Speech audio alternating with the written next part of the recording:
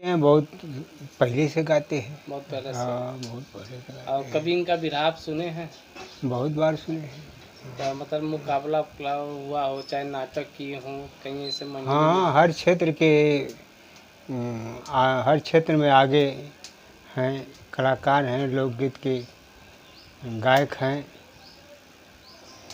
आपको अच्छा लगता है? आपके गांव के रहने वाले हैं, एक बिरहा कलाकार हैं। हाँ, बहुत अच्छा लगता है कि सबको मोहित कर लेते हैं। Good morning, I am Pradeep Maurya. दोस्तों, हर जगह हम लोग बिरहा गायक कलाकार लोग से मिलते हैं, बातचीत करते हैं, उनका इंटरव्यू लेते हैं और आज सीताराम जी का इंटरव्यू लेने जा रहे हैं दोस्तों। ओके बाय दोस्तों, आगे वाले वीडियो में आपको दिखाते हैं।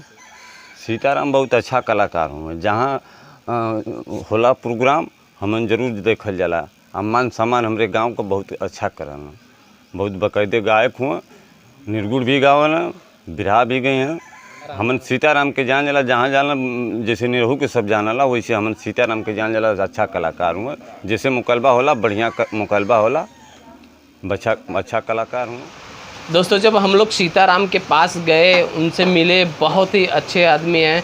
और जब हम लोग गए, उनका इंटरव्यू लिए, बातचीत किए, उनका वीडियो चला और वहाँ पर हमारी टीम भी पहुँची थी। बहुत अच्छा लगा। गांव में जब गए तो औरतें और बच्चे और बहुत सारे उनके ग्राम सभा के लोग इकट्ठा हो गए। बहुत अच्छा लगा कि एक गायक कलाकार के घर पर जब हम लोग पहुँचे तो बहुत सारे सपोर्ट करने के लिए लोग मुझे मिले और उनसे बातचीत किए, उनका वीडियो हम लोग शूट भी किए। बहुत अच्छा लगा। ऐसे कलाकार का मनोबल हम लोग बढ़ा रहे हैं दोस्तों। अगर आपके नज़र में कोई बिरहा गायक कलाकार अगर कोई हो तो हमको जरूर संपर्क में मिलाएं। परशुराम गुरु जी की देख रेख में यम यल यम प्रदीप कहले के किल्ला हीरो हुंडा ये बलम जी अगला सही किलिया का डंडा ये आवा मलाई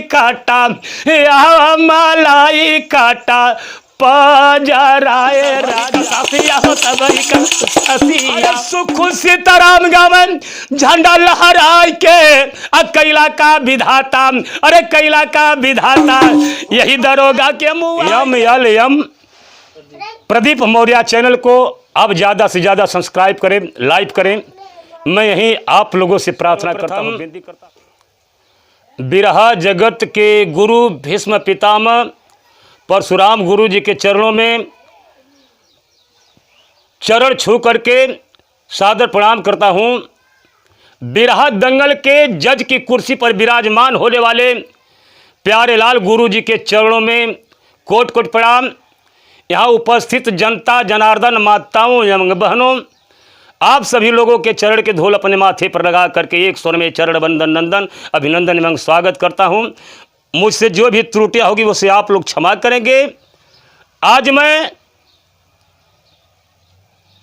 परशुराम गुरु जी की देख रेख में यम यल यम प्रदीप मैं आप लोगों के सामने काल की करिश्मा गाने जा रहा हूं। उसमें जो भी त्रुटियां होगी उसे आप लोग क्षमा करेंगे, उस पर ध्यान नहीं देंगे। ए बाबू, कहानी का शुरुआत बा। 4 गो चोर चोरी करके बखरा लगावत रहलन। 4 गो चोर चोरी करके बखरा लगावत रहलन। हर एक चोर के हिस्सा में 1-1 किलो, सवा किलो चानी आई। तब बनिया के लड़का थे दूर से देखत बा। वो सोचलस कि रात भरी सो चोरी कैलन, 1-1 किलो चानी पा गईलन। एकर मतलब कि चोरिया कैले में ढेर मजा है। अब हम चल के आज के बाद चोरिया करब। आज चोरी करे ए बाबू। वो बनिया के लड़का राजा साहब की घरे का विचार बनौले।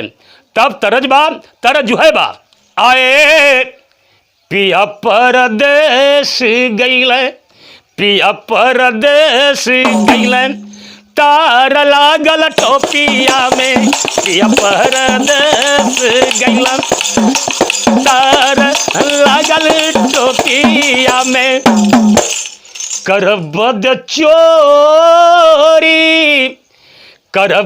चोरी पहुंचा राजा के बखरिया में, करबद चोरी पहुंचा राजा के बखरिया में। राजा के महल में जाए कि अपने अंदर जाए भर बनिया के लइका सेन काट देलस। ए बाबू अंदर जाए के देखत राजा रानी एक बेड पर सुतल हमन, बीच में एगो करिया नाग बा, बीच में एगो करिया नाग बा।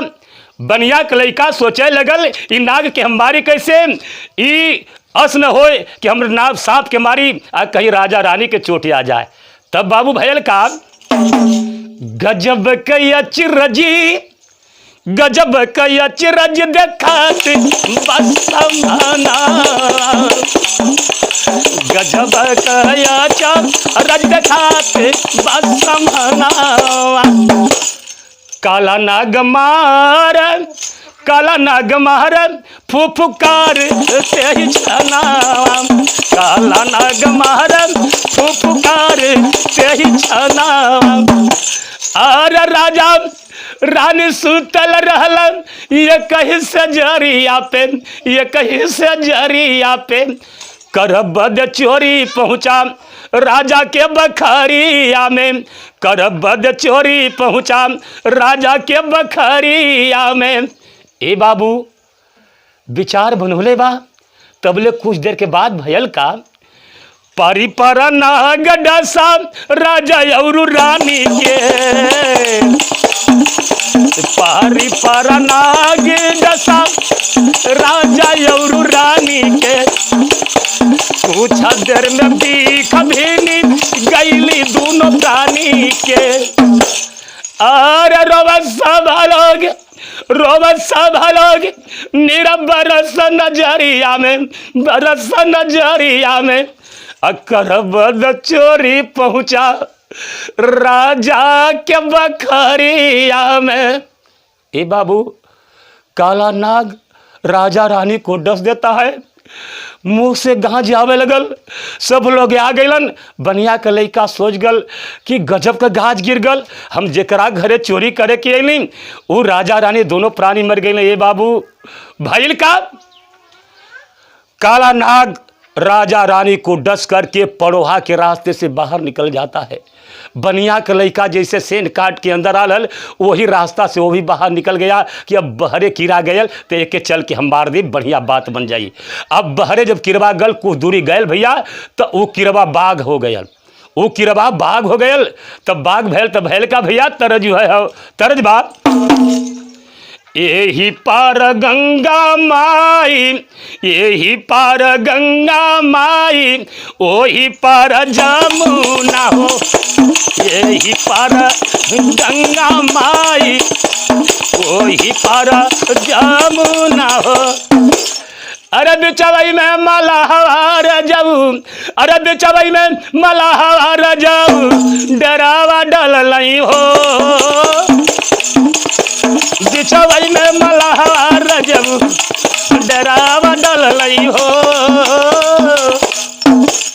ए बाबू अरे बघवा का भैंसवा, बघवा का भैंसवा नवल समुदाइया हो, बघवा का भैंसवा नवल समुदाइया हो। अरे ओल्ही गईल गैयन के, ओल्ही गईल गैयन के लेहरिया बिचवा हो। बाघ का भेसु कीड़ा बना लेलस। बनिया के लइका सोचत है बस सारे कीड़ा रहल ई बाघ हो गए। अब बाघ बन के गए कहाँ भैया कि यादव बाबू लोग गाय छनले रहलन, वही लेहन में घुसुर गए। वो लेहन में घुस के जाए के आ लेहन के बीच में एगो लोही गाय रहल, लोही गाय के छाती में पंजा मरलस वो बाघ। अब पंजा मार के खून पी के लोही गाय का, आ जब लोही गाय का खून पेलस गाय खड़बड़ा गई। तब भयल का अरे इतना में जागे गई सारा चरवाहा, ये तनई में जागी गई सारा चरवाहा। चारों ओरिया खोजल, चारों ओरिया खोजल लहरिया बिचवा हो, चारों ओरिया खोजल लहरिया बिचवा हो। यादव भैया लोग, चरवा भैया लोग सुतल हलन, खोजे लगल कि भाई गाय काहे खड़बड़ा गईली। आ तौले बाघ बन के लोही गाय का जान लेहलस। बनिया के लइका देखत दूरे से आग लोही गाय का जान लेके आ उहे भैया बाघ बन के चलल। आ कुछ दूरी पर जाए के वो बाघ जौन जबा मेहरारू बन गल। खूब सुंदर मेहरारू बन गयल। सुंदर मेहरारू बन के रास्ता पुरोवे लगल। सीमा से दू ठे फौजी जवान आवत रहलन। दोनों फौजी जवान विचार कैलन, दोनों सगे भाई रहलन। चल मर्दे बड़ा बढ़िया मेहरारू मिल गई। हम कब हमसे बियाह हुई तो छोटका भैया कह कि नहीं हमसे हुई, बड़का भैया कह कि हमसे हो जाए तो तोर भौजाई लगी, तू खाना मांगे खा लेबे। जब ये बाबू दोनों भाई अलन तब तरज एक वह बात तरज यह का तरज है। अरे गड़सई किलिया का डंडा ये बलम जी, गड़सई किलिया का डंडा ये बलम जी। अरे गड़सई किलिया का डंडा ये बलम जी, अब कहली के किला हीरो हुंडा ये बलम जी। गड़सई किलिया का डंडा ये बलम जी, गड़सई किलिया का डंडा ये बलम जी। दोनों भैया वो मेहरुआ से कहे का, अरे मारा लुक करे जवान, मारा लुक करे जवान में बान मोरी चिराई, मारा लुक करे जवान में बान मोरी चिराई। कैसे भैया? मारा लुक करे जवान में बान मोरी चिराई। का कहले? अरे गोरे गोरे गलावा का गजब गोराई, डाली के खम्भा जसी जांघ का ढलाई। अरे तरस चकोरिया के चान मोरी चिराई, तरस चकोरिया के चान मोरी चिराई। मारलू करे जवा में बान मोरी चिराई, मारलू करे जवा में बान मोरी चिराई। मेहरुआ कल के तोल बियाह का बात करत हुआ। अरे हमके भूख लगल है, पहले कुछ लिया के खियाबा, एक बाद तो बियाह का बात करिहा, एक बाद बियाह का बात करिहा। ए बाबू बड़का भैया कल छोटका भैया से कि तू पड्डे भैया तो अपने भौजी के एगोर देख कहीं जाए न पावे, हम जात बाजार से एक खाए पिए के कुछ लेके आई ला। ए बाबू बड़का भैया चल गल लवंग लत्ता समोसा छेना बर्फी लियावे। तो मेहरुआ कहते छोटका भैया से अपने देवरा से कि हमरे मन जोग तो ही हुआ, हमसे तू बियाह कैला।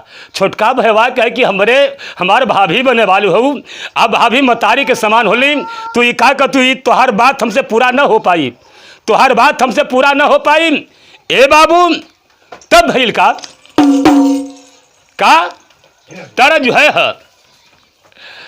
अरे गैया के गोबरा से अंगना पोताई बहो, अब भरी भरी आजूरिया में, भरी भरी आजूरिया में मोतिया लुटाई बहो, भरी भरी आजूरिया में मोतिया लुटाई बहो, भरी भरी आजूरिया में।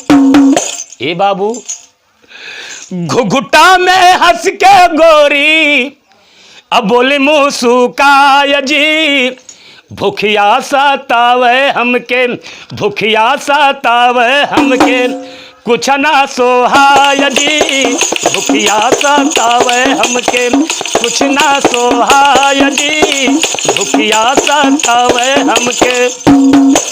ए बाबू कथे की भूख लगल है। जब चल गल भैया मिठाई आने बड़का तो छोटका भैया से का कहलस कि तोहरी सूरतिया हमरी, ये प्रदीप भैया ऐसे हमार गुरुजी परशुराम जी कहन, तोहरी सूरतिया हमरे दिल में समाइली हो, दिल में समाइली हो। अरे आवा मलाई काटा, आवा मलाई काटा पजराए राजा धीरे धीरे, आवा मलाई काटा पजराए राजा धीरे धीरे। सुना पजरे आवा ए बबुआ, पजरे आवा। मंगिया में पहिले हमरे, मंगिया में पहिले हमरे सेनुरा सजाय देबा, मंगिया में पहिले हमरे सेनुरा सजाय देबा। अरे बिना मौसम का बरसी, ए प्रदीप बाबू, अरे बिना मौसम का बरसी बदराए राजा धीरे धीरे, बिना मौसम का बरसी बदराए राजा धीरे धीरे। ना तोहार काम हमसे ना हो पाई। ए भैया तो मेहरारू अपने से अपन सारी साया ब्लाउज फाड़ के अर्धनग्न बदन होके बैठल, बड़का भाई मिठाई लेके आल। अरे हमार छोटका भाई रहबे कल तोहारी दुर्दशा के कैलस। ए भैया औरत बतावे लगल कि अरे जब ये हमार दुर्दशा तोहर छोटके भाई कैले है, हम तोसे बियाह ना करब, ये अपने छोटका भाई के मूड़ी काट देबा तब हम तोसे बियाह करब। ए बाबू काम के बसीभूत हो करके बड़का भाई म्यान से तलवार खींचता है, अपने सगे भाई का गर्दन काट दिया। ए बाबू अपने भाई का गर्दन काट दिलस। तब कहते कि अब तो हमसे तू बियाह कला। वो औरतिया कलस, सरे कमीना नालायक, तू 1 लाख का जन्मल अपने भाई का ना भैले तो तू कब्बो हमार हो सकेले, हम तो से बियाह ना करब। ए भैया भाई का सो के आइल आ वही तलवार से अपन मुड़ी काट के वो बड़ा भाई भी मर जाता है। बनिया के लड़का दूर से देखत था, ये कीड़ा बन के राजा रानी के कटलस, बाघ बन के लोही गाय का जान लेलस, आई मेहरारू बन के दोनों भाई के प्राण लेलस। आ एकरा बाद तो पंडित जी का भेष बना लेलस। प्रदीप बाबू तनिक भेष बना करके वो चलता है तो किस प्रकार से चलता है। अरे ब्राह्मण का भेषावा नवल समुदाइया, नवल समुदाइया हो। अरे चंदन रोरियाल गाय जी, एक हाथे लोटा डोरी, एक हाथे सोटवा, एक हाथे सोटवा हो। लिहल सगा ठारिया झूलाय जी, एक हाथे लोटा डोरी सोटा लेके झुलाए के पंडित राम राम कह चलत हुन। बनिया के लइका सोच गए प्रदीप भैया अब तो आदमी हो गए सरव करबे का करियन। तब लठिया ले दौड़ल तबले बनिया छोटाड़ावा, अरे बनिया छोटाड़ावा हो। बतिया पूछला गर माया जी, लाठी लेके दौड़ल बनिया के लइका कहता कि तू हवा के बड़ा तमाशा तोहार देखली, बहुत तमाशा तोहर देखलिए पहड़े बाबा, देखलिए पहड़े बाबा, सफ सफ भेदवा दब जी, साफ साफ बतावा कि तू हवा के।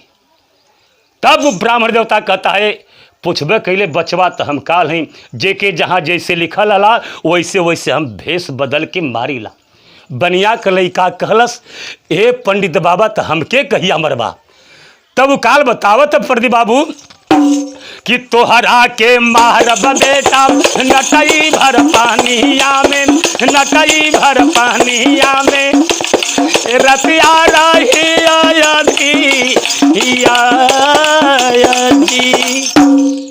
बचवा तो कि नटई भर पानी में अधी रात का गोत गोत के मारब। बनिया का लइका सोच गल कि दिन का तो हम नटई भर पानी में जइबा न करब, आ हम रात का कर नटई भर पानी में जाई। भैया घरे गयल, कुछ दिन के बाद बात भुला गई।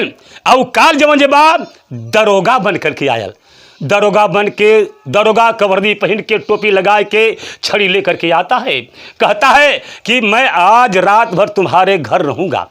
बनिया के दूठे बड़े भाई रहलन, आ ओ बनिया के एक बाप जिंदा था, बनिया 3 भाई थे।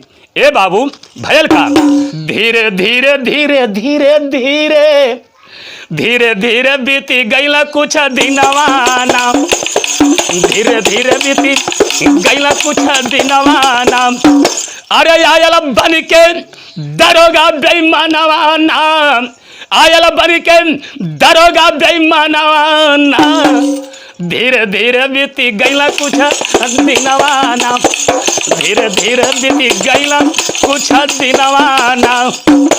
ए बाबू सेवा सत्कार होकर लगल, खटिया बिछा गई, वही पर दरोगा साहब लटकल। भौरी चोखा बन गल, जगावल गल लोग कि ये दरोगा साहब उठा खाएला। आ जब जगावल गल तो दरोगा साहब मर गल हुमन, दरोगा साहब मर गल हुमन।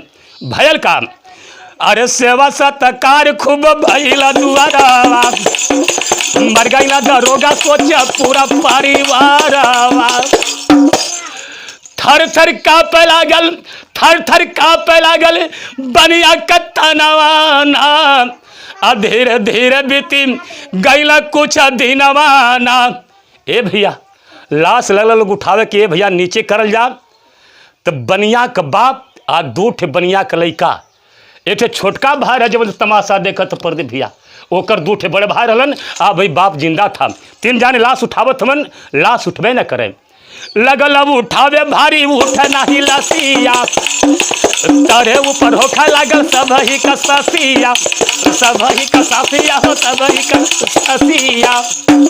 तब अरे तब जगावल गईलन, तब जगावल गईलन छोटा कबीरा नवाना।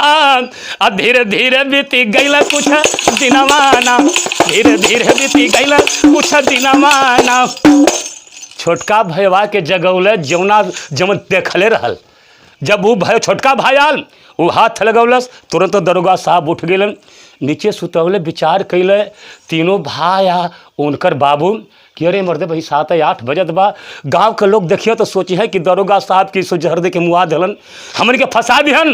चल 11:30 बजे रात, तब ये दरोगा साहब के हमन के लेके चलिए गंगा जी में फेंक आओ, कि जान न पाई, सब सुध गल ही। तब भैया भैल काम, जब 11:30 बजे रात, तब तीनों भाई और तीनों भाई के बाप वो जाते हैं लाश को लेकर के। कैसे चल भैया आए, अरे मर गईला दरोगा, गईला विपत गिराई के, कैला का विधाता, अरे कैला का विधाता, यही दरोगा के मुआई के, कैला का विधाता, यही दरोगा के मुआई के, कैला का विधाता। ए भैया मर गईले दरोगा, गईले विपत गिरा के, कैला का विधाता, ये दरोगा के मुआई के। 4 जना मिल के हलन कधिया उठाई, आ धीरे धीरे गंगा जी के तीर पहुँच जाई। केतनो भीतर फेंकन आई जाला घुमरी आई के, कैला का विधाता, यही दरोगा के मुआई के, कैला का विधाता। ए बाबू छोटका भाई अरारी पर बैठल है, दोनों भाई अब बाप लेके जाए केतनो भीतर लसिया के छोड़ के आवे, आ वो सब भीतर रहे, तले वो लसिया घुमरिया के वही छोटका भैया की पजरे आ जाए। दोनों भैया बपुआ कहले कि ये मर्दे चल घुमरिया के आ जाता, चल एदा पारी तनी तू हाथ लगा दे।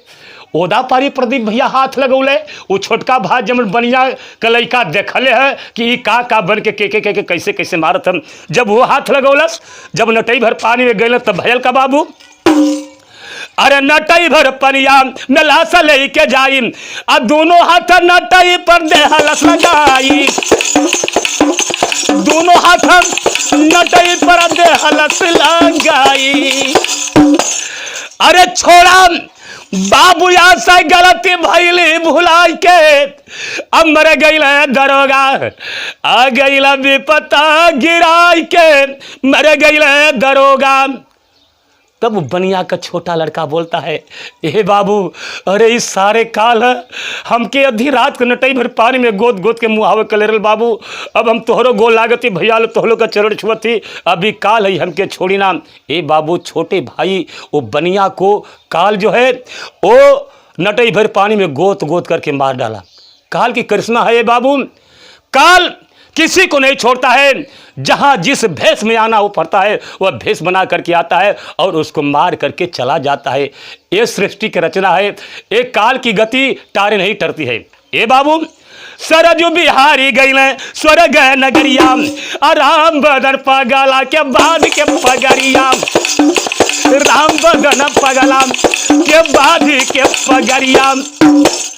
ए भैया, अरे सुख सीताराम गावन झंडा लहराए के कैला का विधाता, अरे कैला का विधाता, यही दरोगा के मुँह आए के कैला का विधाता, यही दरोगा के मुँह आए के कैला का विधाता। यम यल यम प्रदीप मौर्य चैनल को आप ज़्यादा से ज़्यादा सब्सक्राइब करें, लाइक करें। मैं यही आप लोगों से प्रार्थना करता हूँ, विनती करता हूँ। धन्यवाद।